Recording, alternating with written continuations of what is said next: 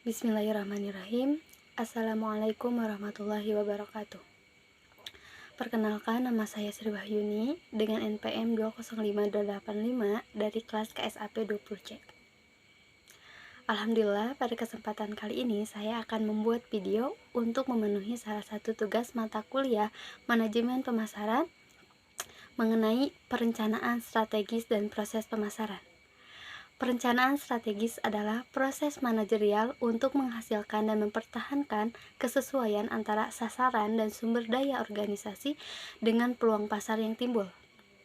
Nah, di dalam perencanaan strategis dan konsep pemasaran terdapat konsep portofolio bisnis yang dilakukan dengan matriks. Yang pertama itu ada matriks General Electric. Matrik ini menggunakan dua dimensi yang sangat penting. Yang pertama adalah daya tarik pasar dan yang kedua adalah posisi persaingan. Yang kedua adalah matriks Product Life Cycle. Matrik ini menggunakan fase-fase yang dikelompokkan menjadi fase introduction, fase growth, fase maturity, dan fase decline. Kemudian ada matriks BCG atau Boston Consulting Group. Matrik yang berguna membantu perusahaan untuk mengambil keputusan dan investasi berdasarkan pada saham dan tingkat pertumbuhan pasar. Nah, matrik ini diklasifikasikan menjadi 4 kuadran. Yang pertama adalah STAR. STAR itu ketika pangsa pasar dan tingkat pertumbuhan tinggi sehingga persaingannya pun akan tinggi di dunia bisnis. Yang kedua adalah cash cow. Cash cow ini adalah ketika pangsa pasar tinggi tapi tingkat pertumbuhannya rendah. Tapi ini yang sering digunakan di dalam perusahaan karena dengan menggunakan ini bisa mencapai keuntungan yang sangat bagus. Kemudian yang ketiga adalah question marks. Nah, untuk question marks ini ketika pangsa pasar rendah tapi tingkat pertumbuhannya tinggi sehingga menimbulkan ketidakpastian. Kemudian yang keempat adalah dogs. Dogs ini adalah ketika pangsa pasar dan tingkat pertumbuhannya rendah sehingga akan menimbulkan keuntungan yang negatif. Kemudian ada matriks Ansoff. Matrik ini adalah alat yang dapat membantu eksekutif atau pemasaran dalam suatu organisasi untuk merancang strategi pertumbuhan di masa depan. Nah, matrik ini membagi pengembangan ke bisnis menjadi 4 strategi. Yang pertama adalah penetrasi pasar, yang kedua adalah pengembangan pasar, yang ketiga adalah pengembangan produk, dan yang keempat adalah diversifikasi. Nah, selanjutnya ada analisis struktur pasar dan perilaku. Nah, di dalam analisis struktur pasar dan perilaku terdapat proses keputusan pembeli yang terdiri dari 5 tahap. Yang pertama adalah tahap pengenalan kebutuhan. Nah, tahap ini terjadi ketika konsumen secara tepat menentukan kebutuhan mereka. Jadi di sini mereka bisa menentukan mana kebutuhan, mana keinginan. Nah, kemudian setelah kita tahu kebutuhan kita, maka ada tahap pencarian informasi. Tahap pencarian informasi ini bisa diperoleh melalui rekomendasi dari orang-orang yang memiliki pengalaman sebelumnya dengan produk tersebut. Kemudian, setelah kita mencari informasi mengenai produk yang kita butuhkan dari rekomendasi orang-orang, maka selanjutnya adalah tahap evaluasi alternatif. Tahap ini didasarkan pada berbagai faktor. Nah, kemudian setelah kita melalui beberapa tahap tersebut, maka terdapat tahap keputusan pembeli. Jadi pembeli atau konsumen bisa memutuskan apa yang dibutuhkan untuk dibeli. Kemudian setelah ada keputusan pembeli, maka ada tahap perilaku pasca pembelian. Nah, untuk perilaku pasca pembelian ini konsumen memberikan penilaian terhadap produk yang dibelinya, apakah bermanfaat atau tidak. Kemudian ada riset pemasaran. Riset pemasaran ini didahului dengan identifikasi masalah. Jadi identifikasi dulu masalahnya, kemudian gabungkan data, kemudian menggunakan metode pengambilan sampel sehingga kita bisa menemukan datanya. Kemudian setelah sudah ada datanya, kita analisis datanya. Sudah ada analisis data, maka dibuat laporan dari data tersebut sehingga bisa di follow up atau ditindaklanjuti dari analisis data tersebut. Selanjutnya ada segmentasi, target, dan positioning. Nah, langkah-langkahnya adalah ada yang pertama itu adalah identifikasi variabel. Identifikasi variabel ini bisa dengan mengembangkan profil. Yang kedua adalah evaluasi tiap segmen. Nah, evaluasi tiap segmen ini bisa dengan memilih segmen dulu. Kemudian tahap yang ketiga adalah identifikasi penempatan, yaitu penempatan posisi. Nah, kemudian ada strategi pemasaran dalam berbagai posisi persaingan. Yang pertama ada market leader, market challenge, market follower. Kemudian ada contoh masalahnya, yaitu ada di kasus Coca-Cola, kasus Nike, dan kasus-kasus lainnya. Kemudian ada pemasaran jasa.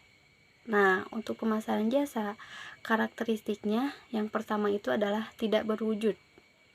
Artinya, tidak dapat dilihat, tidak dapat didengar, dan dirasakan sebelum mereka membeli jasa tersebut. Kemudian karakteristik yang kedua adalah tidak terpisahkan. Tidak terpisahkan dari sumbernya, yaitu harus adanya interaksi antara penyedia jasa dan konsumen yang akan membeli jasa. Kemudian karakteristik yang ketiga adalah bervariasi. Jadi maksudnya penyedia jasa akan terus berlomba-lomba menawarkan variasi jasa dengan kualitas baik guna menciptakan kepuasan konsumen. Kemudian karakteristik yang terakhir adalah tidak tahan lama.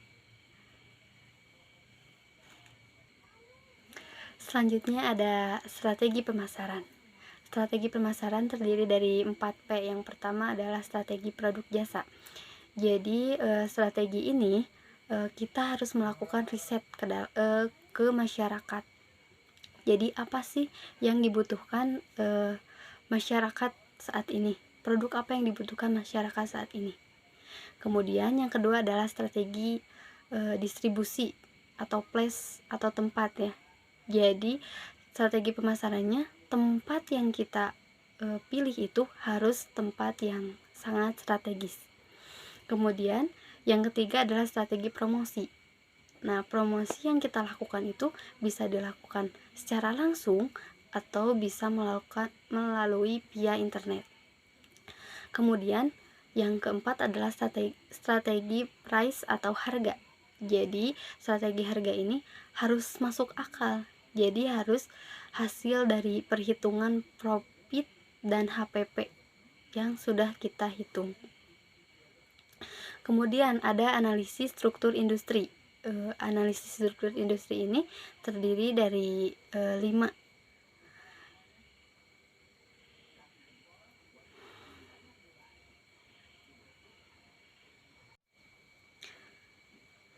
Kemudian ada analisis struktur industri yang terdiri dari 5 elemen dasar. Yang pertama adalah intensitas persaingan. Jadi intensitas persaingan itu terjadi ketika meningkatnya jumlah pesaing, penurunan permintaan produk, dan persaingan dalam hal strategi. Elemen dasar yang kedua adalah ancaman pendatang baru. Nah, ancaman pendatang baru itu terjadi jika profitabilitas atau sumber daya industri menggiurkan sehingga mendorong pendatang baru untuk masuk. Elemen dasar yang ketiga adalah kekuatan tawar pemasok. Nah, dalam hal ini, pemasok didominasi oleh produsen yang hanya mementingkan posisi pasar dan tidak menghiraukan kondisi persaingan pasar. Jadi mereka lebih mementingkan posisi di pasar daripada persaingan pasarnya. Kemudian, elemen yang keempat adalah kekuatan tawar pembeli. Pembeli memiliki kekuatan tawar dalam situasi yaitu jumlah pelanggan sedikit dalam jumlah pembelian yang sangat besar. Kemudian elemen yang kelima adalah analisis produk substitusi. Disebabkan oleh mudahnya pelanggan untuk pindah ke produk substitusi atau pengganti karena daya tarik dalam hal harga. Kemudian ada strategi generik. Strategi ini adalah strategi tentang mengejar keunggulan kompetitif di seluruh lingkup pasar. Nah, ada 3 strategi bersaing. Yang pertama adalah keunggulan biaya, yang kedua adalah diferensiasi, yang ketiga adalah fokus biaya dan diferensiasi.